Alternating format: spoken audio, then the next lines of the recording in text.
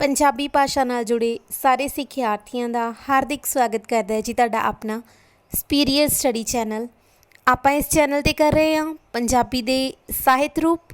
ਇਸ ਤੋਂ ਪਹਿਲਾਂ ਅਸੀਂ ਕਰ ਚੁੱਕੇ ਹਾਂ ਭਾਸ਼ਾ ਨਾਲ ਸੰਬੰਧਿਤ 2 ਵਿਸਥਾਰਪੂਰਵਕ ਲੈਕਚਰ, ਜਿਸ ਵਿੱਚ ਅਸੀਂ ਭਾਸ਼ਾ ਦਾ ਲਗਭਗ ਹਰੇਕ ਜਿਹੜਾ ਕੁਐਸਚਨ ਹੈ ਉਹ ਕਵਰ ਕਰ ਲਿਆ ਹੈ। ਅਤੇ ਇਸ ਦੀ ਰਿਵੀਜ਼ਨ ਦੇ ਲਈ 2 ਮੌਕ ਟੈਸਟ ਯਾਨੀ ਕਿ 60 ਕੁਐਸਚਨ ਸਾਡੇ ਮੌਕ ਟੈਸਟ ਹੋ ਚੁੱਕੇ ਨੇ। ਅਤੇ ਜੋ ਸਵੈਜੀਵਨੀਕਾਰਾਂ ਬਾਰੇ ਪੁੱਛ ਰਹੇ ਸੀ ਸਟੂਡੈਂਟਸ, ਤਾਂ ਉਹਨਾਂ ਦੇ ਜੋ ਵੀਡੀਓਜ਼ ਨੇ ਉਹਨਾਂ ਦੀ ਪਲੇਲਿਸਟ ਬਣ ਚੁੱਕੀ ਹੈ ਜੀ। ਜੇਕਰ ਤੁਹਾਨੂੰ ਉਹ ਲਿੰਕਸ ਨਹੀਂ ਮਿਲ ਰਹੇ ਤਾਂ ਚੈਨਲ ਦੀ ਪਲੇਲਿਸਟ ਵਿੱਚ ਜਾ ਕੇ ਤੁਸੀਂ ਚੈੱਕ ਕਰ ਸਕਦੇ ਹੋ।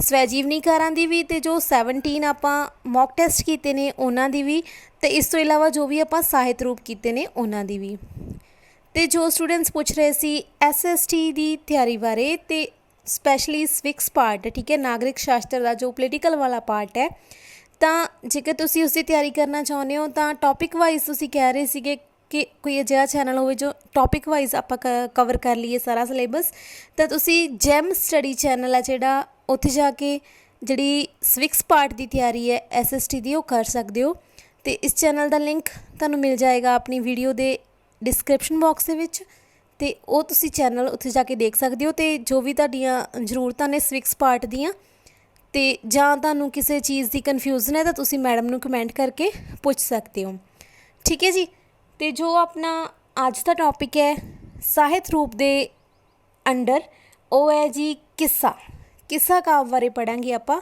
ਅੱਜ ਦੇ ਲੈਕਚਰ 'ਚ। ਬਿਨਾਂ ਕਿਸੇ ਦੇਰੀ ਦੇ ਕਰਦੇ ਹਾਂ ਜੀ ਸ਼ੁਰੂ ਆਪਣਾ ਅੱਜ ਦਾ ਲੈਕਚਰ। ਕਿੱਸਾ ਕਾਵਿ ਰੂਪ। ਸਭ ਤੋਂ ਪਹਿਲਾਂ ਸਾਡੇ ਲਈ ਇਹ ਜਾਣਨਾ ਜ਼ਰੂਰੀ ਹੈ ਕਿ ਇਹ ਸ਼ਬਦ ਹੈ ਜਿਹੜਾ ਉਹ ਆਇਆ ਕਿੱਥੋਂ। ਤਾਂ ਜੋ ਕਿੱਸਾ ਸ਼ਬਦ ਹੈ ਜੀ, ਉਸ ਦਾ ਮੂਲ ਸ਼ਬਦ ਹੈ ਕਸ, ਕਿਸੇ ਚੀਜ਼ ਨੂੰ ਕਸਣਾ, ਠੀਕ ਹੈ, ਜਿੱਦਾਂ ਆਪਾਂ ਕਸਣਾ ਸ਼ਬਦ ਯੂਜ਼ ਕਰਦੇ ਹਾਂ ਉਹ ਵਾਲਾ, ਠੀਕ ਹੈ, ਇਹਦਾ ਮੂਲ ਸ਼ਬਦ ਹੈ। ਕਿਹੜੀ ਭਾਸ਼ਾ 'ਚੋਂ ਆਇਆ ਜੀ? ਅਰਬੀ 'ਚੋਂ ਆਇਆ, ਅਤੇ ਉਸ ਦੇ ਵਿੱਚ ਬਹੁਵਚਨ ਰੂਪ ਦੇ ਵਿੱਚ ਇਹ ਵਰਤਿਆ ਜਾਂਦਾ ਹੈ। ਅਤੇ ਜੋ ਅਰਬੀ ਭਾਸ਼ਾ ਗੀ, ਇਸ ਦੇ ਵਿੱਚ ਇੱਕ ਸ਼ਬਦ ਹੈ ਕਸ, ਅਤੇ ਇਸ ਦਾ ਬਹੁਵਚਨ ਹੈ ਕਸ਼ਿਸ਼, ਅਤੇ ਇਸ ਦਾ ਅਰਥ ਹੈ ਜੀ ਕਹਾਣੀ, ਕਥਾ ਜਾਂ ਫਿਰ ਅਖਿਆਨ ਅਤੇ ਜਾਂ ਬਿਰਤਾਂਤ। ਇਹ ਸਾਰੇ ਅਰਥ ਲੈਂਦੇ ਆਪਾਂ ਕਿੱਸੇ ਦੇ ਸ਼ਬਦੀ ਅਰਥ, ਠੀਕ ਹੈ ਜੀ। ਇਹ ਆਪਣਾ ਪਹਿਲਾ ਕੁਐਸਚਨ ਬਣਦਾ ਹੈ, ਠੀਕ ਹੈ। 2 ਕੁਐਸਚਨ ਇਹ 'ਚ ਕਵਰ ਹੋ ਗਏ, ਕਿਹੜੀ ਭਾਸ਼ਾ ਤੋਂ ਲਿਆ ਗਿਆ ਅਤੇ ਇਸ ਦਾ ਸ਼ਬਦੀ ਅਰਥ ਕੀ ਹੈ। ਇਸ ਤੋਂ ਬਾਅਦ ਜੋ ਡਾਕਟਰ ਮੋਹਨ ਸਿੰਘ ਨੇ, ਇਹ ਕਾਫੀ ਇੰਪੋਰਟੈਂਟ ਹੈ ਜੀ, ਇਹਨੂੰ ਵੀ ਧਿਆਨ ਨਾਲ ਕਰ ਲਿਓ। ਉਹ ਕੀ ਕਹਿੰਦੇ ਨੇ ਕਿ ਕਿੱਸਾ ਹੈ ਜੋ ਉਹ ਕਲਪਿਤ ਜਾਂ ਅਰਧ ਕਲਪਿਤ ਵਾਰਤਾ ਹੈ, ਠੀਕ ਹੈ, ਜਦੋਂ ਪੂਰੀ ਕਲਪਨਾ ਅਤੇ ਜਾਂ ਫਿਰ ਅੱਧੀ ਕਲਪਨਾ, ਅੱਧੀ ਸੱਚਾਈ। ਇਸ ਤੋਂ ਬਾਅਦ ਜੀ ਜੇ ਗੱਲ ਕਰੀਏ ਆਪਾਂ ਅਰਬੀ, ਫਾਰਸੀ ਅਤੇ ਉਰਦੂ ਦੀ, ਤਾਂ ਇਹਨਾਂ ਭਾਸ਼ਾਵਾਂ ਦੇ ਵਿੱਚ ਜੋ ਕਿੱਸਾ ਰਚਿਆ ਜਾਂਦਾ ਹੈ ਉਹਦਾ ਵਾਰਤਕੀ ਰੂਪ ਮਿਲਦਾ ਸਾਨੂੰ, ਠੀਕ ਹੈ, ਵਾਰਤਕ ਰੂਪ ਦੇ ਵਿੱਚ ਰਚਿਆ ਜਾਂਦਾ ਹੈ। ਜਦ ਕਿ ਜੋ ਸਾਡੀ ਪੰਜਾਬੀ ਹੈ, ਪੰਜਾਬੀ ਦੇ ਵਿੱਚ ਕਿੱਸਾ ਰਚਿਆ ਜਾਂਦਾ ਹੈ ਕਵਿਤਾ ਰੂਪ ਦੇ ਵਿੱਚ, ਠੀਕ ਹੈ। ਇਹ ਚੀਜ਼ ਤੁਸੀਂ ਯਾਦ ਕਰ ਲੈਣੀ ਹੈ, ਇਹ ਇੰਪੋਰਟੈਂਟ ਨੇ ਦੋਨੋਂ।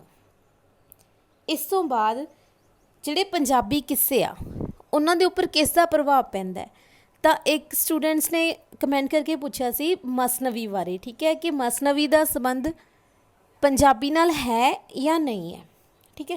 ਤਾਂ ਆਪਾਂ ਉਹੀਓ ਕਰ ਰਹੇ ਹਾਂ। ਪੰਜਾਬੀ ਕਿੱਸੇ ਆ ਜਿਹੜੇ ਉਹ ਫਾਰਸੀ ਦੇ ਮਸਨਵੀ ਕਾਵਿ ਰੂਪ ਦਾ ਜਿਹੜਾ ਪ੍ਰਭਾਵ ਕਬੂਲਦੇ ਆ। ਫਾਰਸੀ ਦੇ ਵਿੱਚ ਜਿਹੜਾ ਮਸਨਵੀ ਕਾਵਿ ਰੂਪ ਹੈ ਇੱਕ, ਅਤੇ ਉਹਦਾ ਪ੍ਰਭਾਵ ਕਿਸ 'ਤੇ ਪੈਂਦਾ ਹੈਗਾ? ਪੰਜਾਬੀ ਕਿੱਸਿਆਂ ਦੇ ਉੱਪਰ। ਕਿਸ ਤਰ੍ਹਾਂ ਪੈ ਰਿਹਾ, ਠੀਕ ਹੈ, ਉਹ ਆਪਾਂ ਅੱਗੇ ਦੇਖਦੇ ਹਾਂ।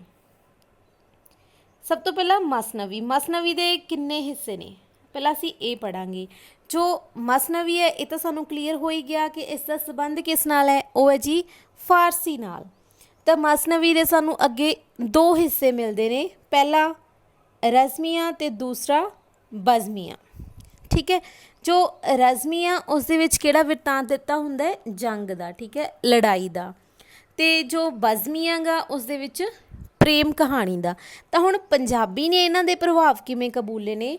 ਜੋ ਰਜ਼ਮੀ ਹੈ ਉਸ ਦਾ ਪ੍ਰਭਾਵ ਪਿਆ ਜੀ ਵਾਰ ਕਾਵਿ ਉੱਤੇ, ਸਪੈਸ਼ਲੀ ਵਾਰ ਕਾਵਿ ਪੜ੍ਹਦੇ ਹਾਂ ਨਾ ਆਪਾਂ ਪੰਜਾਬੀ ਦੇ ਵਿੱਚ, ਤਾਂ ਉਸ 'ਤੇ ਪ੍ਰਭਾਵ ਹੈ ਜੀ ਰਜ਼ਮੀਆਂ ਦਾ।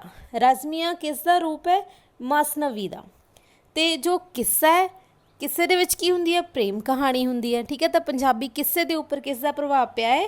ਬਜ਼ਮੀਆਂ ਮਸਨਵੀ ਦਾ, ठीक है, ये चीज़ां ध्यान दे विच रख लैणियां। वार दे उपर रज़मियां ते किस्से दे उपर बज़मियां। ठीक है जी। इस तो बाद असीं गल करांगे इसकी परिभाषा बारे कि किस्सा है की है।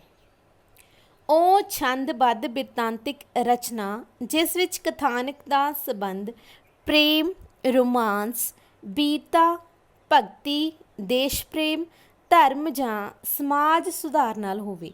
ਠੀਕ ਹੈ, ਬਹੁਤ ਹੀ ਈਜ਼ੀ ਵਰਡਿੰਗ ਹੈ, ਆਪਾਂ ਨੂੰ ਜ਼ਿਆਦਾ ਡਿਸਕਸ ਕਰਨ ਦੀ ਵੀ ਨਹੀਂ ਲੋੜ ਹੈਗੀ। ਛੰਦਬੱਧ ਮਤਲਬ ਜਿਹੜਾ ਕਿੱਸਾ ਉਹਦੇ ਵਿੱਚ ਛੰਦ ਹੋਣਾ ਜ਼ਰੂਰੀ ਹੈ, ਬਿਰਤਾਂਤ ਹੋਣਾ ਜ਼ਰੂਰੀ ਹੈ। ਠੀਕ ਹੈ, ਅਤੇ ਜਿਹੜਾ ਕਥਾਨਕ ਹੈ ਉਹਦੀ ਕਹਾਣੀ ਹੈ, ਉਹਦਾ ਵਿਸ਼ਾ ਵਸਤੂ ਹੈ, ਉਹਦਾ ਸੰਬੰਧ ਕਿਹਦੇ ਨਾਲ ਹੋ ਸਕਦਾ ਹੈ? ਪ੍ਰੇਮ ਨਾਲ ਹੋ ਸਕਦਾ ਹੈ, ਰੋਮਾਂਸ ਨਾਲ, ਵੀਰਤਾ ਨਾਲ, ਠੀਕ ਹੈ, ਜਾਂ ਭਗਤੀ ਨਾਲ, ਦੇਸ਼ ਪ੍ਰੇਮ, ਧਰਮ ਜਾਂ ਫਿਰ ਸਮਾਜ ਸੁਧਾਰ, ਇਹ ਉਹਦੇ ਵਿਸ਼ੇ ਹੋ ਸਕਦੇ ਨੇ। ਠੀਕ ਹੈ ਜੀ।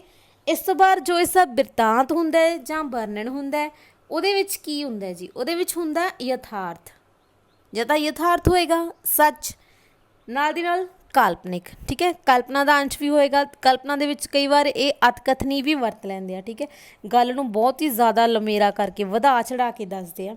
ਇਸ ਤੋਂ ਬਾਅਦ ਲੋਕ ਪ੍ਰਚਲਿਤ ਗਾਥਾ। ਹੁਣ ਕਿੱਸਾ ਕਿਉਂ ਜਿਹੜਾ ਹਰਮਨ ਪਿਆਰਾ ਕਾਵਿ ਰੂਪ ਕਿਉਂ ਬਣਿਆ ਸੀ? ਕਿਉਂਕਿ ਇਹਦੇ ਵਿੱਚ ਪੇਸ਼ ਕੀਤੀ ਜਾਣ ਵਾਲੀ ਜਿਹੜੀ ਗਾਥਾ ਹੁੰਦੀ ਸੀ, ਕਹਾਣੀ ਹੁੰਦੀ ਸੀ, ਕਥਾ ਹੁੰਦੀ ਸੀ, ਉਹ ਲੋਕਾਂ ਦੇ ਦਿਲ ਦੇ ਨੇੜੇ ਹੁੰਦੀ ਸੀ। ਠੀਕ ਹੈ, ਲੋਕ ਪ੍ਰਚਲਿਤ ਕਥਾ ਲੋਕਾਂ ਦੇ ਵਿੱਚ ਪ੍ਰਚਲਿਤ ਹੁੰਦੀ ਸੀ। ਜਿਹੜੀ ਪਹਿਲਾਂ ਹੀ ਹੱਡ ਮਾਸ ਨਾਲ ਚੀਜ਼ ਜੁੜੀ ਹੋਵੇ ਤਾਂ ਉਹ ਜ਼ਿਆਦਾ ਜਿਹੜੀ ਕਿਸੇ ਨੂੰ ਪਿਆਰੀ ਲੱਗਦੀ ਹੈ। ਇਸ ਕਰਕੇ ਹੀ ਪੰਜਾਬੀ ਦੇ ਵਿੱਚ ਜਿਹੜੇ ਕਿੱਸੇ ਸੀ ਜ਼ਿਆਦਾ ਪ੍ਰਚਲਿਤ ਹੋਏ ਸੀ।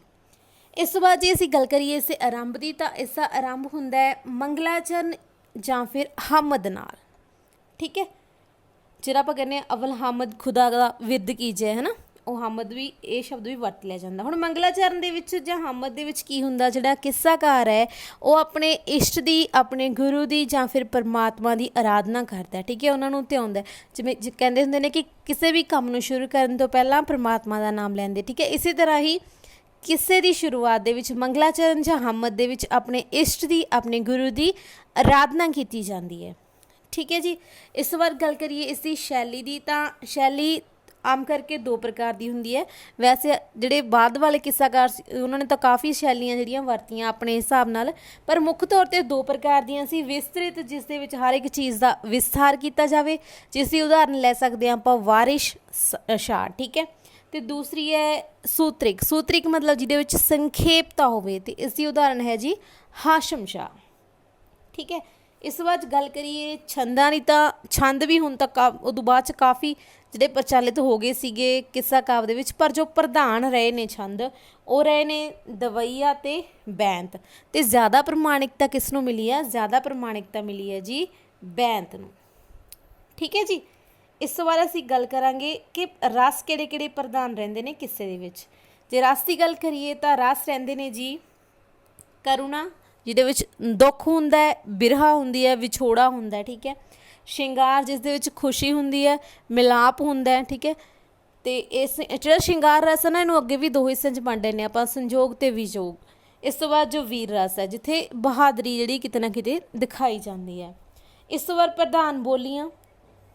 ਪ੍ਰਧਾਨ ਬੋਲੀਆਂ ਦੇ ਵਿੱਚ ਕੇਂਦਰੀ ਪੰਜਾਬੀ ਅਤੇ ਲਹਿੰਦੀ ਭਾਸ਼ਾ, ਇਹ ਪ੍ਰਮੁੱਖ ਰਹੀਆਂ। ਪ੍ਰਭਾਵ ਤਾਂ ਬਹੁਤ ਭਾਸ਼ਾਵਾਂ ਦਾ ਰਿਹਾ, ਖਾਸ ਕਰਕੇ ਫਾਰਸੀ ਦਾ, ਕਿਉਂਕਿ ਜਦੋਂ ਸ਼ੁਰੂਆਤ ਹੋਈ ਹੈ ਤਾਂ ਉਦੋਂ ਜਿਹੜੀ ਮੁੱਖ ਭਾਸ਼ਾ ਪ੍ਰਚਲਿਤ ਸੀਗੀ ਦੇਸ਼ ਦੇ ਵਿੱਚ ਜਾਂ ਪੰਜਾਬ ਦੇ ਵਿੱਚ ਕਹਿ ਸਕਦੇ ਹਾਂ, ਤਾਂ ਉਹ ਫਾਰਸੀ ਸੀ। ਇਸ ਤੋਂ ਬਾਅਦ ਜੀ ਅਸੀਂ ਪੜ੍ਹਾਂਗੇ ਇਸਦੇ ਤੱਤ। ਤੱਤ ਕਿਹੜੇ ਕਿਹੜੇ ਨੇ? ਉਹ ਹੈ ਕਥਾਨਕ, ਇਹ ਤੁਹਾਨੂੰ ਪਤਾ, ਇਹਦੇ ਵਿੱਚ ਕਹਾਣੀ ਹੁੰਦੀ ਹੈ। ਚਰਿੱਤਰ ਚਿੱਤਰਨ ਪਤਾ ਹੈ ਜੀ। ਵਸਤੂ ਵਰਣਨ, ਠੀਕ ਹੈ, ਵਸਤੂ ਵਰਣਨ ਮਤਲਬ ਜਿਸ ਤਰ੍ਹਾਂ ਸੱਭਿਆਚਾਰ ਦੀ ਪੇਸ਼ਕਾਰੀ ਹੁੰਦੀ ਹੈ। ਠੀਕ ਹੈ, ਅਲੱਗ-ਅਲੱਗ ਚੀਜ਼ਾਂ ਦਾ ਵਰਣਨ ਕੀਤਾ ਜਾਂਦਾ ਕਿਸੇ ਨੂੰ ਰੌਚਕ, ਸਜੀਵ ਅਤੇ ਵਾਤਾਵਰਨ ਸਿਰਜਣ ਦੇ ਲਈ। ਠੀਕ ਹੈ ਜੀ। ਇਸ ਤੋਂ ਬਾਅਦ ਸੰਵਾਦ, ਆਪਸ ਦੇ ਵਿੱਚ ਜਿਹੜੇ ਨਾਇਕ ਜਾਂ ਨਾਇਕਾ ਜਾਂ ਜੋ ਦੂਸਰੇ ਖਲਨਾਇਕ ਹੁੰਦੇ ਨੇ ਉਹਨਾਂ ਦੇ ਨਾਲ ਜਿਹੜੀ ਗੱਲਬਾਤ ਹੁੰਦੀ ਹੈ, ਉਹਨਾਂ ਦੇ ਸੰਵਾਦ ਹੁੰਦੇ ਨੇ। ਠੀਕ ਹੈ, ਇਸ ਤੋਂ ਬਾਅਦ ਰਸ ਦੀ ਗੱਲ ਕਰ ਲਈ ਆਪਾਂ, ਛੰਦ ਦੀ ਵੀ ਅਤੇ ਭਾਸ਼ਾ ਸ਼ੈਲੀ ਦੀ ਵੀ। ਅੱਗੇ ਜੀ ਜੋ ਮੋਸਟ ਇੰਪੋਰਟੈਂਟ ਪ੍ਰਸ਼ਨ ਆ ਜਾਂਦਾ, ਜੋ ਪੱਕਾ ਇੱਕ ਨਾ ਇੱਕ ਜਿਹੜਾ ਪ੍ਰਸ਼ਨ ਆ ਉਹ ਜ਼ਰੂਰ ਆਉਂਦਾ ਵਰਗੀਕਰਨ ਦੇ ਵਿੱਚੋਂ। ਇਹ ਆਪਾਂ ਧਿਆਨ ਨਾਲ ਕਰਨਾ ਹੈ। ਵਰਗੀਕਰਨ ਅਸੀਂ ਦੋ ਤਰੀਕਿਆਂ ਨਾਲ ਕਰ ਸਕਦੇ ਹਾਂ ਕਿਸੇ ਦਾ। ਪਹਿਲਾ ਵਿਸ਼ਾ ਆਧਾਰਿਤ, ਕਿ ਕਿਸੇ ਦਾ ਵਿਸ਼ਾ ਕਿਹੋ ਜਿਹਾ, ਅਤੇ ਦੂਸਰਾ ਇਹਦਾ ਸੋਮਾ ਕੀ ਹੈ, ਕਿੱਥੋਂ ਮਿਲਿਆ ਸਾਨੂੰ ਇਹ ਕਿੱਸਾ, ਜਾਂ ਫਿਰ ਉਹਦਾ ਪਿਛੋਕੜ ਕੀ ਹੈ, ਕਿੱਥੋਂ ਆਇਆ ਉਹ ਕਿੱਸਾ। ਪਹਿਲਾਂ ਅਸੀਂ ਕਰਾਂਗੇ ਵਿਸ਼ੇ ਆਧਾਰਿਤ। ਵਿਸ਼ੇ ਆਧਾਰਿਤ ਚਾਰ ਤਰ੍ਹਾਂ ਦੇ ਨੇ ਜੀ। ਪਹਿਲਾ ਜੀ ਪ੍ਰੇਮ ਪ੍ਰਧਾਨ, ਜਿਹਦੇ ਵਿੱਚ ਇਸ਼ਕ ਦੀ ਗੱਲ ਹੁੰਦੀ ਹੈ। ਦੂਸਰਾ ਰੋਮੈਂਟਿਕ, ਜਿਹਦੇ ਵਿੱਚ ਰੋਮਾਂਸ ਦਿਖਾਇਆ ਜਾਂਦਾ ਹੈ, ਜਾਂ ਇਹਦੇ ਵਿੱਚ ਜਿਹੜੀਆਂ ਪਰਾ ਸਰੀਰਕ ਸ਼ਕਤੀਆਂ ਨੇ, ਜਿਵੇਂ ਜਿੰਨ ਵਗੈਰਾ ਹੈ ਨਾ, ਪਰੀ ਦੀਆਂ ਕਹਾਣੀਆਂ ਹੁੰਦੀਆਂ, ਜਾਂ ਇਸ ਤਰ੍ਹਾਂ ਦੀਆਂ ਚੀਜ਼ਾਂ ਹੁੰਦੀਆਂ ਇਹਦੇ ਵਿੱਚ। ਉਸ ਤੋਂ ਬਾਅਦ ਸਦਾਚਾਰਕ, ਸਦਾਚਾਰਕ ਦੇ ਵਿੱਚ ਕੀ ਹੁੰਦਾ, ਟੱਕਰ ਹੁੰਦੀ ਹੈ ਕਿਸ ਦੀ, ਪ੍ਰੇਮ ਅਤੇ ਸਦਾਚਾਰ ਦੀ। ਇੱਕ ਪਾਸੇ ਪ੍ਰੇਮੀ ਹੁੰਦਾ ਅਤੇ ਦੂਸਰਾ ਜਿਹੜਾ ਪ੍ਰੇਮੀ ਹੁੰਦਾ ਉਹ ਹਰ ਇੱਕ ਚੀਜ਼ ਨੂੰ ਓਲੇ ਰੱਖਦਾ ਗਾ ਕਿਸ ਤੋਂ, ਆਪਣੇ ਪਿਆਰ ਤੋਂ। ਠੀਕ ਹੈ, ਮਤਲਬ ਉਹਨੂੰ ਕੀ ਲੱਗਦਾ ਹੈ ਕਿ ਸਭ ਤੋਂ ਜ਼ਿਆਦਾ ਉੱਪਰ ਕੀ ਹੈ, ਉਸਦਾ ਪਿਆਰ ਹੈ।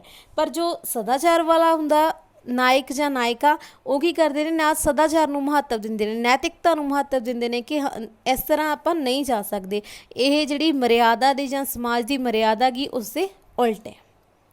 ਠੀਕ ਹੈ ਜੀ। ਇਸ ਤੋਂ ਬਾਅਦ ਵੀਰਤਾ ਪ੍ਰਧਾਨ, ਵੀਰਤਾ ਪ੍ਰਧਾਨ ਤੁਹਾਨੂੰ ਪਤਾ ਹੀ ਹੈ, ਜਿਹਦੇ ਵਿੱਚ ਬਹਾਦਰੀ ਹੋਵੇ। ਇਸ ਤੋਂ ਆਪਾਂ ਦੂਸਰਾ ਕਰਾਂਗੇ ਵਰਗੀਕਰਨ, ਪਿਛੋਕੜ ਆਧਾਰਿਤ ਹੈ ਜਿਹੜਾ, ਉਹਦੇ ਵਿੱਚ ਪੰਜਾਬੀ ਕਿੱਸੇ ਜਿਨ੍ਹਾਂ ਦੀ ਮੂਲ ਧਰਤੀ ਪੰਜਾਬ ਹੈ, ਭਾਰਤੀ ਕਿੱਸੇ ਜਿਸ ਦਾ ਸੰਬੰਧ ਪੂਰੇ ਭਾਰਤ ਦੇਸ਼ ਨਾਲ ਹੈ, ਵਿਦੇਸ਼ੀ ਜਿਹੜੇ ਵਿਦੇਸ਼ ਦੀ ਧਰਤੀ 'ਤੇ ਵਾਪਰੇ, ਅਤੇ ਸਥਾਨਕ ਜਿਹੜੇ ਕਿਸੇ ਖਾਸ ਖਿੱਤੇ ਦੇ, ਜਿਵੇਂ ਮਾਲਵੇ ਦੇ, ਠੀਕ ਹੈ, ਜ਼ਿਆਦਾ ਕਿੱਸੇ ਪ੍ਰਚਲਿਤ ਨੇ, ਤਾਂ ਉਹ ਹੁੰਦੇ ਨੇ ਸਥਾਨਕ ਕਿੱਸੇ। ਠੀਕ ਹੈ ਜੀ। ਇਸ ਤੋਂ ਬਾਅਦ ਅਸੀਂ ਗੱਲ ਕਰਾਂਗੇ ਜੋ ਇਹ ਕਿੱਸੇ ਨੇ ਉਹ ਕਿਸ ਸ਼੍ਰੇਣੀ ਦੇ ਅਧੀਨ ਆਉਂਦੇ ਨੇ। ਸਭ ਤੋਂ ਪਹਿਲਾਂ ਅਸੀਂ ਪੜ੍ਹਾਂਗੇ ਪ੍ਰੇਮ ਪ੍ਰਧਾਨ ਕਿੱਸਿਆਂ ਬਾਰੇ। ਤਾਂ ਪ੍ਰੇਮ ਪ੍ਰਧਾਨ ਕਿੱਸਿਆਂ ਦੇ ਵਿੱਚ ਨੇ ਜੀ ਹੀਰ ਰਾਂਝਾ, ਸੋਹਣੀ ਮਹੀਵਾਲ, ਸੱਸੀ ਪੁੰਨੂ, ਸ਼੍ਰੀ ਫਰਹਾਦ ਜੇ ਮਿਰਜ਼ਾ ਸਾਹਿਬਾ। ਇਹਦੇ ਵਿੱਚੋਂ ਪ੍ਰਸ਼ਨ ਆ ਜਾਂਦਾ ਕਿ ਆਹ ਵਾਲਾ ਕਿੱਸਾ ਉਹ ਕਿਹੜੀ ਬਿਰਤੀ ਦਾ, ਠੀਕ ਹੈ ਜੀ, ਕਿਹੜੀ ਪ੍ਰਵਿਰਤੀ ਦਾ।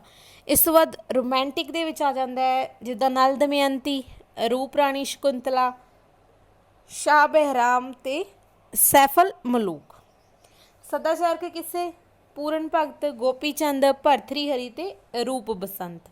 ਇਸ ਤੋਂ ਬਾਅਦ ਹੈ ਵੀਰਤਾ ਪ੍ਰਧਾਨ ਕਿੱਸੇ ਜਿਸ ਦੇ ਵਿੱਚ ਬਹਾਦਰੀ ਦਿਖਾਈ ਗਈ ਹੈ, ਜਿੱਦਾਂ ਦੁੱਲਾ ਭੱਟੀ, ਜੈਮਲ ਫੱਤਾ, ਰੋਡਾ ਜਲਾਲੀ, ਜਿਉਣਾ ਮੋੜ ਅਤੇ ਸੁੱਚਾ ਸੂਰਮਾ। ਇਸ ਸਾਰੀ ਜਿਹੜੀ ਇਹ ਵਰਗ ਬਣਦੇ ਨੇ, ਉਸਨੂੰ ਧਿਆਨ ਨਾਲ ਤੁਸੀਂ ਯਾਦ ਕਰ ਲੈਣਾ ਜੀ। ਇਸ ਤੋਂ ਅਗਲਾ ਹੈ ਜੋ ਦੂਸਰਾ ਵਰਗੀਕਰਨ ਸਾਡਾ, ਜੋ ਹੈ ਸੋਮਿਆਂ 'ਤੇ ਆਧਾਰਿਤ ਜਾਂ ਪਿਛੋਕੜ 'ਤੇ ਆਧਾਰਿਤ। ਤਾਂ ਪਹਿਲਾ ਹੈ ਪੰਜਾਬੀ ਕਿੱਸੇ। ਪੰਜਾਬ ਦੇ ਵਿੱਚ ਕਿਹੜੇ ਆ, ਤਾਂ ਆਮ ਕਰਕੇ ਕਿਹਾ ਜਾਂਦਾ, ਜਿਸ ਤਰ੍ਹਾਂ ਜਿਹੜਾ ਪਿਆਰਾ ਸਿੰਘ ਭੁੱਗਲ ਹੈ ਉਹ ਵੀ ਕਹਿੰਦਾ ਹੈ ਕਿ ਪੰਜਾਬ ਦੇ ਵਿੱਚ ਕਿੰਨੇ ਇਸ਼ਕ ਹੋਏ ਨੇ, 2.5 ਇਸ਼ਕ ਹੋਏ ਨੇ। 2.5 ਇਸ਼ਕ ਕਿੱਦਾਂ ਕਿ ਹੀਰ ਦਾ ਪੂਰਾ ਇਸ਼ਕ, ਸੋਹਣੀ ਦਾ ਪੂਰਾ ਇਸ਼ਕ, ਅਤੇ ਜੋ ਸਾਹਿਬਾ ਉਸਦਾ ਅੱਧਾ ਜਿਹੜਾ ਇਸ਼ਕ ਹੈ ਉਹ ਮੰਨਿਆ ਜਾਂਦਾ, ਕਿਉਂਕਿ ਇਹਦੇ ਸੰਬੰਧੀ ਖਿਆਲ ਕੀਤਾ ਜਾਂਦਾ ਕਿ ਸਾਹਿਬਾ ਨੇ ਮਿਰਜ਼ੇ ਨੂੰ ਜਿਹੜਾ ਧੋਖਾ ਦਿੱਤਾ ਸੀ, ਇਸ ਕਰਕੇ ਉਸਦਾ ਇਸ਼ਕ ਆ ਉਹਨੂੰ ਅੱਧਾ ਮੰਨਿਆ ਜਾਂਦਾ, ਸੰਪੂਰਨ ਨਹੀਂ ਮੰਨਿਆ ਜਾਂਦਾ। ਇਸ ਕਰਕੇ ਕਿਹਾ ਜਾਂਦਾ ਹੈ, ਇਹ ਕਹਾਵਤ ਬਣੀ ਹੋਈ ਹੈ ਕਿ ਪੰਜਾਬ ਦੇ ਵਿੱਚ 2.5 ਇਸ਼ਕ ਜਿਹੜੇ ਉਹ ਹੋਏ ਨੇ। ਇਸ ਤੋਂ ਬਾਅਦ ਵਿਦੇਸ਼ੀ ਕਿੱਸੇ, ਇਸ ਦੇ ਵਿੱਚ ਜੋ ਪੰਜਾਬ ਤੋਂ ਬਾਹਰਲੀ ਧਰਤੀ 'ਤੇ ਵਾਪਰੇ ਨੇ ਕਿੱਸੇ, ਜਿੱਦਾਂ ਯੂਸਫ ਜ਼ੁਲੈਖਾਂ, ਸ਼੍ਰੀ ਫਰਹਾਦ, ਸੈਫਲ ਮਲੂਕ, ਸ਼ਾਹ ਬਹਿਰਾਮ, ਲੈਲਾ ਮਜਨੂ ਅਤੇ ਹਾਤਮ ਤਾਈ। ਇਸ ਤੋਂ ਬਾਅਦ ਆਉਂਦੇ ਨੇ ਜੀ ਭਾਰਤੀ ਕਿੱਸੇ। ਭਾਰਤੀ ਕਿੱਸਿਆਂ ਦੇ ਵਿੱਚ ਜਿਨ੍ਹਾਂ ਦਾ ਸੰਬੰਧ ਭਾਰਤ ਦੇ ਨਾਲ ਜੋੜਿਆ ਜਾਂਦਾ ਹੈ, ਪੂਰਨ ਭਗਤ, ਰਾਜਾ ਰਸਾਲੂ, ਨਲ ਦਮਯੰਤੀ, ਭਰਥਰੀ ਹਰੀ, ਗੋਪੀ ਚੰਦ ਅਤੇ ਰੂਪ ਬਸੰਤ। ਸਥਾਨਕ ਜਿਸ ਦਾ ਸੰਬੰਧ ਕਿਸੇ ਖਾਸ ਖਿੱਤੇ ਨਾਲ ਹੋਵੇ, ਜਿਸ ਤਰ੍ਹਾਂ ਜੱਗਾ ਡਾਕੂ, ਸੁੱਚਾ ਸੂਰਮਾ, ਜਿਉਣਾ ਮੋੜ, ਭਾਈ ਬਿਧੀ ਚੰਦ। ਠੀਕ ਹੈ, ਜ਼ਿਆਦਾਤਰ ਜਿਹੜੇ ਸਥਾਨਕ ਕਿੱਸੇ ਰਹੇ ਨੇ ਉਹਨਾਂ ਦਾ ਸੰਬੰਧ ਰਿਹਾ ਜੀ ਮਾਲਵੇ ਨਾਲ। ਠੀਕ ਹੈ, ਪਰ ਇਹ ਇੰਨੇ ਜ਼ਿਆਦਾ ਪ੍ਰਚਲਿਤ ਹੋਏ ਕਿ ਇਹਦਾ ਸਾਰੇ ਜਿਹੜੇ ਪੰਜਾਬ ਦੇ ਵਿੱਚ ਫੈਲਾਅ ਹੋ ਗਿਆ, ਅਤੇ ਆਲਮੋਸਟ ਹਰ ਇੱਕ ਪੰਜਾਬੀ ਇਹਨਾਂ ਤੋਂ ਜਾਣੂ ਆ, ਇਹਨਾਂ ਕਿੱਸਿਆਂ ਤੋਂ। ਭਾਵੇਂ ਇਹਨਾਂ ਦੀ ਮਹੱਤਤਾ ਕਿਹੜੀ ਸੀ, ਪਹਿਲਾਂ ਸਥਾਨਕ ਮਹੱਤਤਾ ਸੀ। ਇਸ ਤੋਂ ਬਾਅਦ ਅਸੀਂ ਗੱਲ ਕਰਾਂਗੇ ਕਿ ਪੰਜਾਬੀ ਦਾ ਜਿਹੜਾ ਕਿੱਸਾ ਉਹ ਸਭ ਤੋਂ ਪਹਿਲਾਂ ਕਿਸ ਨੇ ਲਿਖਿਆ, ਜਾਂ ਪਹਿਲਾ ਪੰਜਾਬੀ ਕਿੱਸਾਕਾਰ ਕੌਣ ਹੈ। ਤਾਂ ਇਸ ਸੰਬੰਧੀ ਸਾਨੂੰ 3 ਮੱਤ ਮਿਲਦੇ ਨੇ। ਪਹਿਲਾ ਮਿਲਦਾ ਜੀ ਸੰਤ ਸਿੰਘ ਸੇਖੋਂ ਦਾ। ਜੋ ਸੰਤ ਸਿੰਘ ਸੇਖੋਂ ਨੇ ਉਹ ਮੰਨਦੇ ਨੇ ਕਿ ਪਹਿਲਾ ਕਿੱਸਾਕਾਰ ਹੈ ਅਧੈਮਾਨ। ਠੀਕ ਹੈ, ਅਤੇ ਇਸ ਦਾ ਜੋ ਕਿੱਸਾ ਸੀ ਉਹ ਸੀਗਾ ਸਨੇਹ ਰਾਸ। ਇਹ ਕਾਲੀਦਾਸ ਦੇ ਕਿੱਸੇ ਦੇ ਨਾਲ ਬਿਲਕੁਲ ਮੈਚ ਕਰਦਾ ਸੀ। ਠੀਕ ਹੈ, ਉਸੇ ਤਰ੍ਹਾਂ ਹੀ ਜਿਸ ਦੇ ਵਿੱਚ ਜਿਹੜੀ ਇੱਕ ਇਸਤਰੀ ਸੀ ਉਹ ਆਪਣੇ ਪਰਦੇਸ ਗਏ ਹੋਏ ਜਿਹੜੇ ਪਤੀ ਦੇ ਬਿਰਹਾ ਦੇ ਵਿੱਚ ਚੱਲ ਰਹੀ ਸੀ। ਠੀਕ ਹੈ, ਉਸ ਤਰ੍ਹਾਂ ਦਾ ਵਰਣਨ ਮਿਲਦਾ। ਇਹ ਜੀ ਸੰਤ ਸਿੰਘ ਸੇਖੋਂ ਦੇ ਅਨੁਸਾਰ ਮੰਨਿਆ ਗਿਆ। ਇਸ ਤੋਂ ਬਾਅਦ ਹੈ ਪੰਜਾਬੀ ਦਾ ਪਹਿਲਾ ਕਿੱਸਾਕਾਰ ਜਿਸ ਨੂੰ ਜ਼ਿਆਦਾਤਰ ਵਿਦਵਾਨ ਜਿਹੜੇ ਸਹਿਮਤ ਹੋਏ ਆ ਇਸ ਕਥਨ ਦੇ ਨਾਲ, ਤਾਂ ਉਹ ਹੈ ਜੀ ਦਮੋਦਰ, ਜਿਸ ਦਾ ਕਿੱਸਾ ਸਾਨੂੰ ਪਹਿਲੀ ਵਾਰ ਇੱਕ ਸਹੀ ਤਰੀਕੇ ਨਾਲ ਪੇਸ਼ ਕੀਤਾ ਹੋਇਆ ਮਿਲਦਾ ਹੈ। ਠੀਕ ਹੈ, ਇਸ ਤੋਂ ਬਾਅਦ ਡਾਕਟਰ ਜੋ ਮੋਹਨ ਸਿੰਘ ਨੇ ਇਹ ਪ੍ਰਸ਼ਨ ਕਾਫੀ ਵਾਰ ਆਇਆ ਤੇ ਜਿਹੜਾ UGC ਨੈਟ ਆ ਉਹਦੇ ਵਿੱਚ ਤਾਂ ਕਈ ਵਾਰ ਵੀ ਪੁੱਛਿਆ ਗਿਆ। ਠੀਕ ਹੈ, ਤੇ ਮਾਸਟਰ ਕੇਡਰ ਦੇ ਪੱਖ ਤੋਂ ਵੀ ਬਹੁਤ ਇੰਪੋਰਟੈਂਟ ਹੈ ਪ੍ਰਸ਼ਨ, ਇਹਨੂੰ ਧਿਆਨ ਨਾਲ ਕਰ ਲਿਓ। ਡਾਕਟਰ ਮੋਹਨ ਸਿੰਘ ਮੰਨਦੇ ਨੇ ਕਿ ਪਹਿਲਾ ਕਿੱਸਾਕਾਰ ਹੈ ਜੋ ਉਹ ਪੁੱਛਿਆ ਹੈ। ਠੀਕ ਹੈ, ਪੁੱਛਿਆ ਜਿਹੜਾ ਕਿੱਸਾਕਾਰ ਦਾ ਨਾਮ, ਤੇ ਉਸਨੇ ਕਿੱਸਾ ਲਿਖਿਆ ਸੱਸੀ ਦਾ, ਕਦੋਂ? 1180 ਬਿਕਰਮੀ ਦੇ ਵਿੱਚ। ਠੀਕ ਹੈ, ਤਾਂ ਉਹ ਇਸ ਨੂੰ ਪਹਿਲਾ ਕਿੱਸਾਕਾਰ ਮੰਨਦਾ ਹੈ। ਪਰ ਜਿਹੜੀ ਉਹਦੀ ਰਚਨਾ ਗੀ ਉਹ ਸਾਨੂੰ ਹਾਲੇ ਤੱਕ ਨਹੀਂ ਮਿਲੀ, ਉਸ ਨਾਲ ਸੰਬੰਧਿਤ ਜਿਹੜੇ ਸਬੂਤ ਆ ਉਹ ਨਹੀਂ ਮਿਲੇ, ਇਸ ਕਰਕੇ ਇਸ ਨੂੰ ਪਹਿਲਾ ਕਿੱਸਾਕਾਰ ਨਹੀਂ ਮੰਨਿਆ ਜਾਂਦਾ। ਪਹਿਲਾ ਕਿੱਸਾਕਾਰ ਮੰਨਿਆ ਜਾਂਦਾ ਹੈ ਜੀ ਕਿਸ ਨੂੰ? ਦਮੋਦਰ ਨੂੰ। ਠੀਕ ਹੈ, ਇਸ ਤੋਂ ਬਾਅਦ ਅਸੀਂ ਕਰਾਂਗੇ ਕਿੱਸਾ ਕਾਵਿ ਦਾ ਜਿਹੜਾ ਦੀ ਭਾਗ ਵੰਡ ਕੀਤੀ ਜਾਂ ਵਰਗ ਵੰਡ ਕੀਤੀ ਹੈ। ਠੀਕ ਹੈ, ਇਸ ਸੰਬੰਧੀ ਸਟੂਡੈਂਟਸ ਨੇ ਕਮੈਂਟ ਕੀਤਾ ਸੀ ਕਿ ਇਹ ਦੱਸਿਆ ਜਾਵੇ ਕਿ ਕਿਸ ਤਰ੍ਹਾਂ ਦੀ ਜਿਹੜੀ ਕਾਲ ਵੰਡ ਹੈ ਉਹ ਕਿੱਸੇ ਕਾਵਿ ਦੀ ਕੀਤੀ ਜਾਂਦੀ ਹੈ। ਤਾਂ ਇਸ ਦਾ ਜੋ ਆਰੰਭ ਹੈ ਜੀ ਉਹ ਹੁੰਦਾ ਹੈ ਨਾਨਕ ਕਾਲ ਦੇ ਵਿੱਚ, ਜਿਸ ਦਾ ਸਮਾਂ ਹੈ 1500 ਤੋਂ ਲੈ ਕੇ 1700 ਤੱਕ। ਉਸ ਤੋਂ ਬਾਅਦ ਆਉਂਦਾ ਹੈ ਉੱਤਰ ਨਾਨਕ ਕਾਲ, ਇਹ ਹੈ ਜੀ 1700 ਤੋਂ ਲੈ ਕੇ 1800 ਤੱਕ। ਇਹਨੂੰ ਕਹਿੰਦੇ ਨੇ ਵਾਰਿਸ਼ ਕਾਲ। ਠੀਕ ਹੈ, ਵਾਰਿਸ਼ ਜਿਹੜਾ ਸ਼ਾਹ ਸੀ ਇਹਦੇ ਵਿੱਚ ਹੋਇਆ ਸੀ, ਤੇ ਇਹਨੂੰ ਕਿਹਾ ਜਾਂਦਾ ਹੈ ਕਿੱਸਾ ਕਾਵਿ ਦਾ ਸੁਨਹਿਰੀ ਕਾਲ, ਕਿਉਂਕਿ ਉਹਦੀ ਜਿਹੜੀ ਰਚਨਾ ਹੀਰ ਹੈ ਉਹਨੂੰ ਸ਼ਾਹਕਾਰ ਮੰਨਿਆ ਜਾਂਦਾ ਹੈ। ਇਸ ਤੋਂ ਬਾਅਦ ਆਉਂਦਾ ਹੈ ਰਣਜੀਤ ਸਿੰਘ ਕਾਲ, ਮਹਾਰਾਜਾ ਰਣਜੀਤ ਸਿੰਘ ਦਾ ਸ਼ਾਸਨ ਹੈ ਜਦੋਂ, ਇਹ ਜੀ 1800 ਤੋਂ ਲੈ ਕੇ 1850 ਤੱਕ। ਉਸ ਤੋਂ ਬਾਅਦ ਪਰਿਵਰਤਨ ਕਾਲ, ਜਿਸ ਨੂੰ ਆਪਾਂ ਕਹਿ ਦਿੰਦੇ ਹਾਂ ਕਿੱਸਾ ਕਾਵਿ ਦੀ ਅਧੋਗਤੀ ਦਾ ਕਾਲ। ਠੀਕ ਹੈ, ਤਾਂ ਉਹ ਹੈ ਜੀ 1850 ਤੋਂ ਲੈ ਕੇ 1900 ਤੱਕ। ਇਸ ਤੋਂ ਬਾਅਦ ਆ ਗਿਆ ਆਧੁਨਿਕ ਕਾਲ, ਜੋ 1900 ਤੋਂ ਲੈ ਕੇ ਹੁਣ ਤੱਕ। 1900 ਤੋਂ ਬਾਅਦ ਵਾਲਾ ਸਾਰਾ ਕੀ ਹੈ? ਆਧੁਨਿਕ ਕਾਲ ਹੈ। ਇਹਨੂੰ ਧਿਆਨ ਨਾਲ ਨੋਟ ਕਰ ਲਿਓ ਜੀ। ਅਗਲਾ ਪ੍ਰਸ਼ਨ ਸਾਡਾ ਬਣਦਾ ਹੈ ਕਿ ਜਿਹੜਾ ਕਿੱਸਾ ਹੈ ਉਹਦਾ ਕਾਵਿ ਰੂਪ ਸਾਨੂੰ ਕੀ ਮਿਲਦਾ ਹੈ, ਤੇ ਉਹਦੀ ਕਾਵਿ ਵਿਧੀ ਕੀ ਹੈ? ਇਸ ਦਾ ਕਾਵਿ ਰੂਪ ਸਾਨੂੰ ਮਿਲਦਾ ਜੀ ਬਿਆਨੀਆਂ। ਠੀਕ ਹੈ, ਬਿਆਨੀਆਂ ਦਾ ਕਾਵਿ ਰੂਪ, ਤੇ ਜੋ ਇਸ ਦੀ ਕਾਵਿ ਵਿਧੀ ਹੈ ਉਹ ਹੈ ਬਿਰਤਾਂਤ। ਬਿਰਤਾਂਤ ਦੇ ਵਿੱਚ ਦਿੱਤਾ ਗਿਆ ਹੈ ਸਾਨੂੰ ਕਿੱਸਾ। ਇਸ ਤੋਂ ਬਾਅਦ ਆਉਂਦਾ ਜੀ ਇੱਕ ਪ੍ਰਸ਼ਨ ਕਾਫੀ ਇੰਪੋਰਟੈਂਟ ਹੈ ਜਿਹੜੇ ਆਪਾਂ ਹੁਣ ਕਰਾਂਗੇ ਕਿ ਉਪ ਕਥਾਨਕ ਕੀ ਹੈ? ਉਪ ਕਥਾਨਕ ਹੈ ਜੀ ਪ੍ਰਸੰਗਿਕ ਕਥਾ।